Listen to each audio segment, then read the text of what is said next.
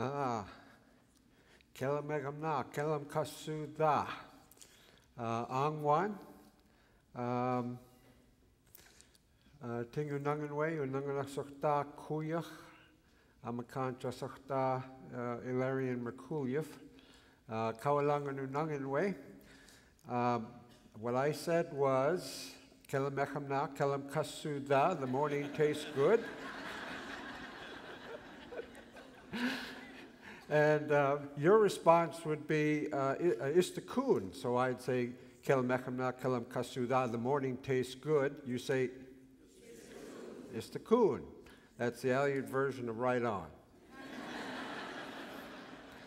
And I said that I am Aleut. My people have been out in the Bering Sea for 10,000 plus years. We're still there. Which is rare for indigenous peoples. And I come from the people of the sea lion. The sea lion are to us like the bowhead whale are to the Inupiat, or the bison are to the Plains Indian. So we have developed a very sophisticated culture. And I was raised in a very traditional way. The traditional way included having to be with my grandfather for 24/7 for 2 years, nonstop, starting at age 4, and traditional mentor at age 5 until I was 13. He took me under his wing, and he taught me all I know about being a man, about being in a relationship, and about fish and wildlife, and about the sacredness of all creation. But yet, from age 5 to age 13, he may have said no more than 200 words to me. Stop talking is really an important thing that I'll discuss. Now, I'm up here without any notes or something to read from. That's because, you know, an elder in the interior of the Yukon, he and I used to exchange tape recordings, and he said, anybody who has to get up in front of a group of people and speak from a piece of paper has no business being there.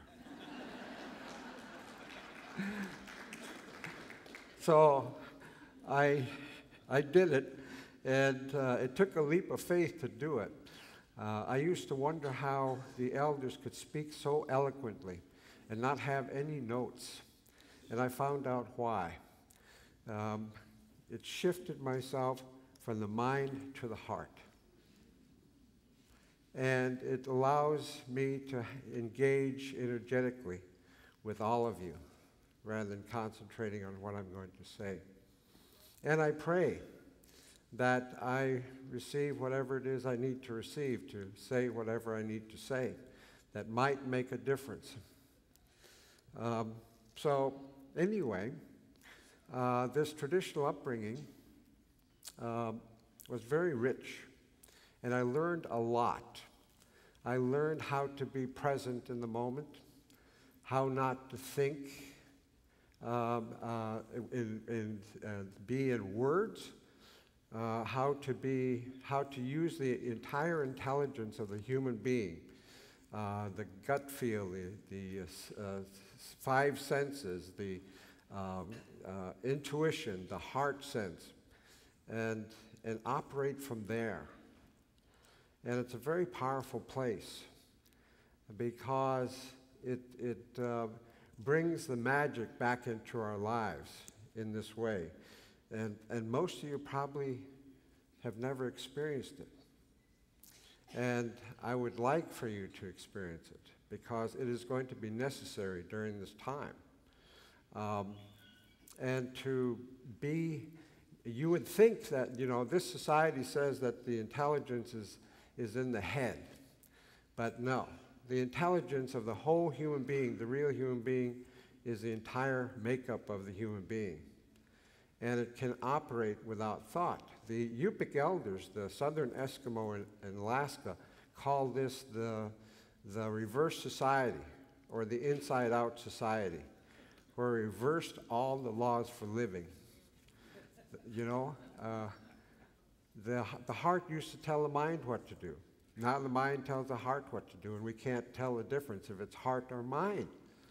And, you know, we used to honor the elderly, and now we honor youth. We used to contemplate the mystery of life, and now we contemplate the mystery of death, or rather opposite.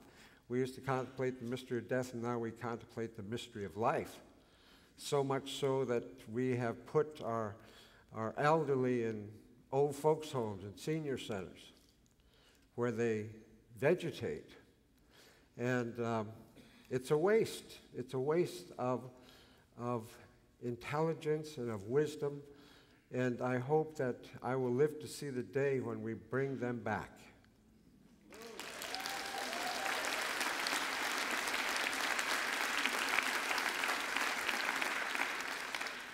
Now, when I was 16 years old, I was contemplating and lamenting about my plight, about the kind of history, even though I had this beautiful history of my traditional culture, we were also slaves of the U.S. government.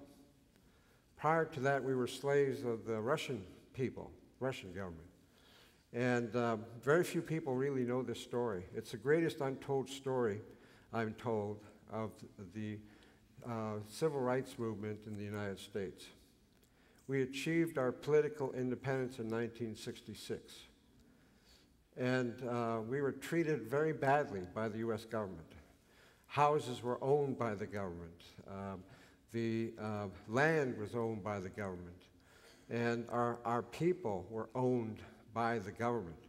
They censored letters going in and out of the island so that the outside would not hear about what was happening to us on the Pribilofs.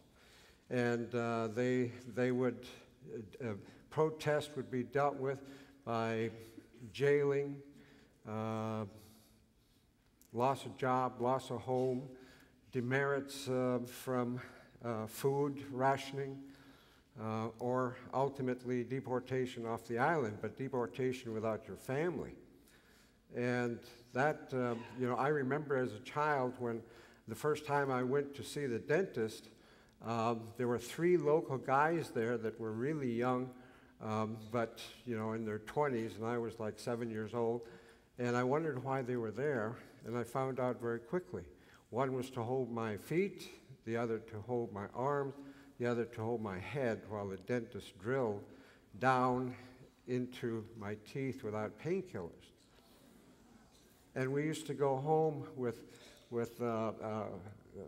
faces that were bloated up and eyes practically shut. And our parents knew exactly what to do. They would have us bite on tissue paper that's filled with perfume. And so I found out later it was the alcohol that numbed out the feeling. But it really worked. You know, that's the kind of thing that happened to us. And we achieved our independence in 1966 and after a U.S. Human Rights Commission investigation and congressional investigation. But it's something that even despite the congressional investigation, very few people have heard about that.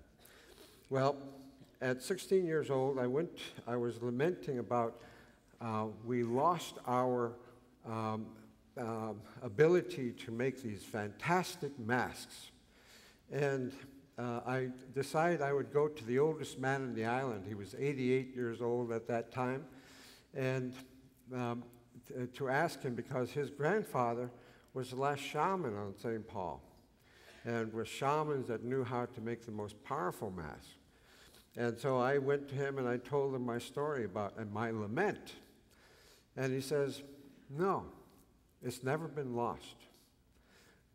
You go out to the beach and you clear your head and center yourself and set your intention and wait. Now, that sounds easy, but really, getting out of your head means no thought. So I could do that. was able to develop this ability to have no thought when I was 6 years old. And so, no thought, and then center yourself is proverbially meeting in your center of yourself. And setting intention, can you imagine setting intention without thought? What is that? It's actually having every cell of your body set that intention. We all have that ability. I'm just a messenger. We have that ability, and you know, don't put me on a pedestal. I'm no different, no more, no less than you are. So what I'm sharing with you, I'm hoping would jar your memory of these things. Well, we would, so I would set my intention, then I sat there for hours, and then pretty soon a small black hole shows up in my mind's eye. And out of that black hole, it got bigger and bigger, and then out of it poured 100 or so masks. Each totally different. And I was amazed. I thought, well, you know, I'm not an artist. And how could this happen? So I went back to the old man and I asked him, he said, well, good boy. You touched the center of the universe, the womb at the center of the universe. And this is a place where our people got our information, where we got our original instructions and our natural laws. And this is when I first discovered this thing and why women were always considered sacred. Because inside of women is the identical field that creates and has creativity, and as this field at the center of the universe. This exists, it's real. And the women, it was the women that would initiate our shamans. And we were egalitarian, but the women had their role, and they were the leaders. And so they would guide our shamans and our people on these ways that everybody got. And it was the source of, or the original language of one, where we could talk with anything in creation. It's very powerful. And the Hopi and Maori, they say, women are going to be restored to their place as original healers during our time.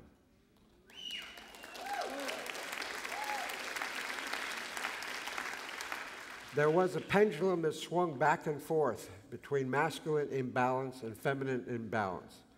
And it was like 4,000 to 6,000 years ago that the last imbalance occurred, and we're still in it, and it's masculine imbalance. It is the most salient point that I hope that you would get about this way, and that is that the masculine imbalance meant that all goddess cultures would be destroyed, all women would be destroyed or violated, Mother Earth-based cultures, and Mother Earth herself. And that's exactly what has happened. But they knew that this, there was a way to have a message to the coming generations. And so they hid the teachings, the sacred teachings. Before, it used to be the same all over the world, but templated very differently by the cultures that reflected it and the language that they were from. Because the language is created by the vibration of the land. And it allows this communication to take place, except for English. English is the only one that is the, not the norm.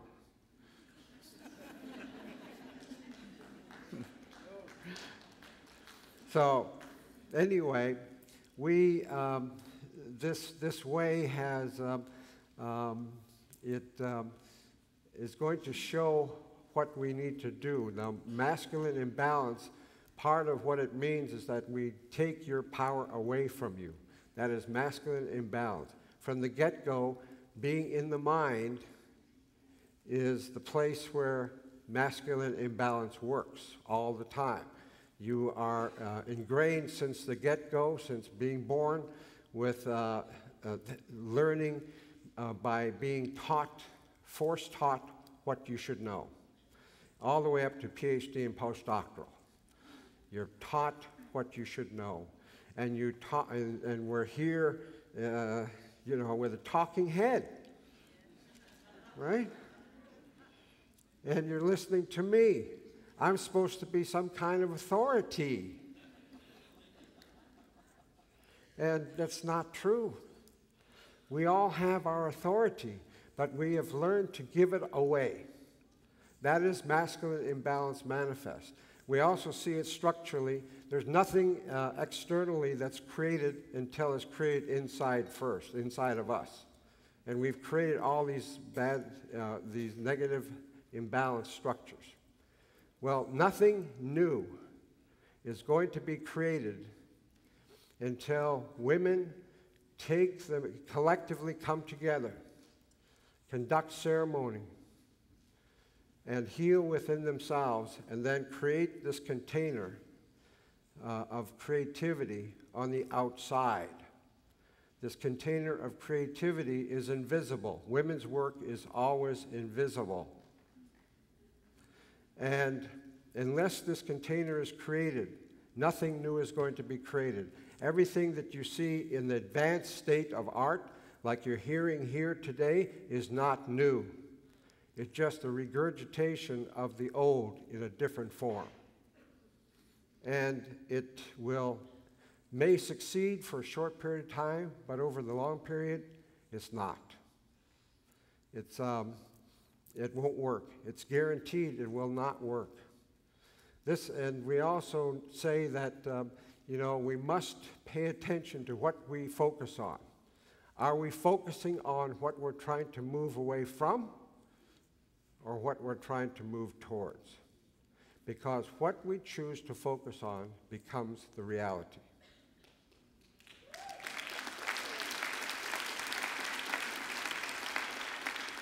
So all of you who are doing good things or trying to do good things, think about where you are. Think about whether or not you're reacting to a situation or you're proactive in creating a vision of something totally new. So, women, you have a great work challenge ahead of you. You're born into womanhood, downloaded from your mother and your lineage the masculine imbalance harm. And then you're born into a woman's body. And that in itself has its own things. And then you have the life of a woman that you experience masculine imbalance everywhere. We all do. Men are not any different. But women, you have to work at it and get that healed. And you don't have to do it like men do it, which takes time. Man takes years. Women can do it in minutes. Yeah. You know, I think about if men, you know, if they had their moon time, if we had moon time, we'd declare a national holiday.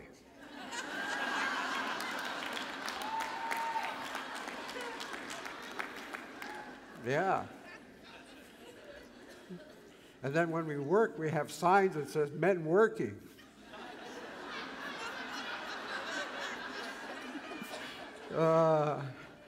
Okay. So I will leave you with this. The men, we are to protect the sacred space of women so that they can do their work.